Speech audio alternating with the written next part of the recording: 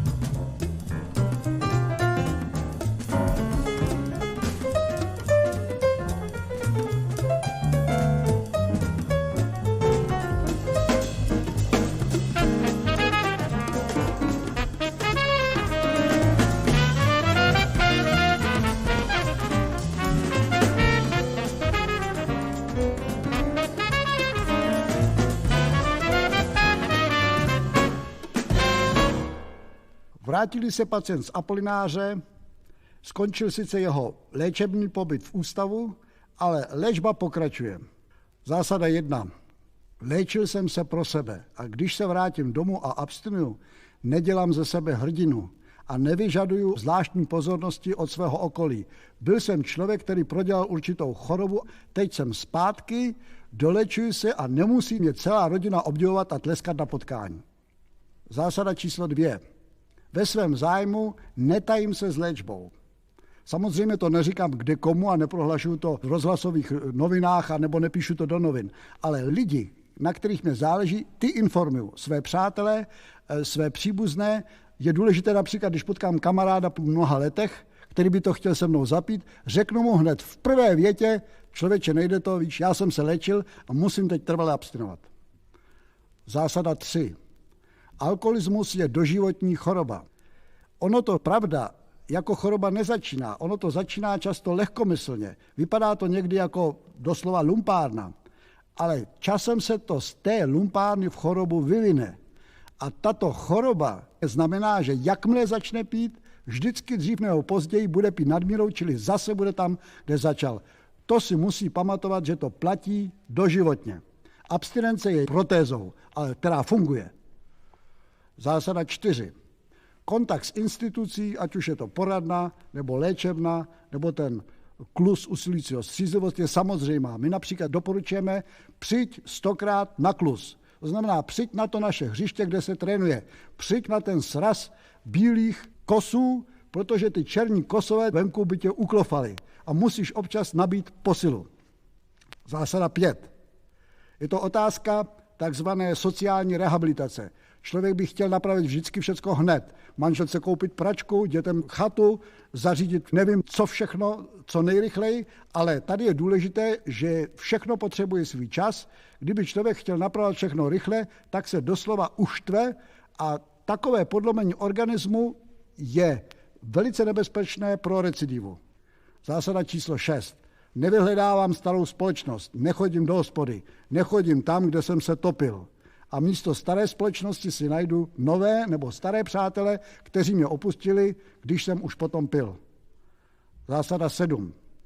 Měl jsem možná staré zájmy, tak je obnovím. Jestliže jsem zájmy neměl, byl jsem příliš mladý a všecko jsem prosadil v hospodě, musím si nové zájmy vytvořit. Čas, který trávím v abstinenci, je daleko delší, než čas trávený s alkoholem. Vejde se do toho mnoho činností, mnoho zájmu a musím je tedy umět si shromažďovat. Zásada 8. Životospráva. Učil jsem se i během pobytu v Apolináře, naučil jsem se včas stávat, včas odpočívat, dobře se vyspat. Tuto životosprávu mám dodržovat i nadále. A zejména, když přijdou období určitého tlaku, určitých těžkostí v zaměstnání, v rodině, životospráva je velmi důležitá, abych se nedostal, tak říkajíc, z abstinentní formy. Není špatné přitom nosit, když přijde obzvlášť nebezpečná doba, 2 tablety antabusu a vkročit na místo, kde budu ohrožen, pojištěn 2 tabletkama. Zásada číslo 9. Problémy.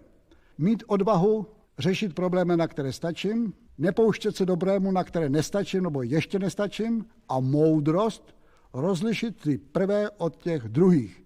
A časem stačím na stále větší a větší množství problémů. Zásada číslo 10. Je to, o čem už bylo mluveno v zásadách při léčbě, to znamená neustále pracovat na své osobnosti. Je tady vždy něco ke zlepšení. Člověk může sice přestat pít, přestat kouřit, začít běhat, pomáhat druhým, ale je ještě plno věcí, kdy se stará o rodinu, o svoje děti, kdy prospívá druhým a kdy prostě od soustředění na sebe se umí věnovat stále většímu a většímu okruhu lidí kolem sebe. Odcházejí, odcházejí, alkoholici, práškaři, odcházejí, odcházejí, tak život táškaři. Odcházejí, odcházejí, pacouškové, odcházejí, odcházejí, však léčba nekončí. 2., 3., 4. fáze. druhá, třetí, čtvrtá fáze. Přinesla mi jen nesnáze. Přinesla mi jen nesnáze. Abstinence půjde snáze. Abstinence půjde snáze. Je to cesta má. Je to cesta má. Pořád lítám čtvrtý fázi. Pořád lítám čtvrtý fázi. Zas už jsem v Apolináři. Zas už jsem v Apolináři. Recidiva jaká bída. Recidiva jaká bída. Je to bída má. Je to bída má. Zdálo se mi, o pivě, bratře dej mi facku, nebo dvě. Je všeobecně známou skutečností, že kdo se napije, rád si zaspívá. Apolináři pochopitelně léčíme z toho pití, ale nebereme lidem zpěv. Hodně zpíváme a máme dokonce řadu originálních apolinářských zpěvů. Nejstarší z nich už v roce 52 složil sám Bedřich Nikodém. A já jsem teda nesmírně rád, že mohu představit sbor apolinářských pacientů, kteří naspívali tento sbor k příležitosti 25letého výročí činnosti tohoto oddělení. Pánové, 3, 4. Pojďte jen, snad, život je jako strom košatý. Minulost Ondřiho strapně známý, ať se nám nevěší na paty. Všechno, co nás ku včerejšku váže, z vody je jak stará kravata. Kdo ji rázně strhnout nedokáže, staví zítřek zláta. Pojďte s námi, ten, kdo chce, dojde i bez nohou. Jenom když odhodí staré krávy, ostatní pomohou. Všechno kolem rozkvětá a voní, já to cítím jinak jako loni. Kolem slunce, kolem samý jas, svět je pro mne plný nových krás. Nevěřím již kouzlu alkoholu, ten mne vleče jen od bolu. Zítra poznám pravý pocit štěstí, abstinence nemá k němu vesti. Tam, kde si nad Prahou stojí dům, to není dům, to je náš chrám, v kterém jsem pak prožil půl rok svůj a za ten dům se denně modlívám. Tož tedy díky vám, tož tedy díky vám, tož tedy díky vám, díky vám.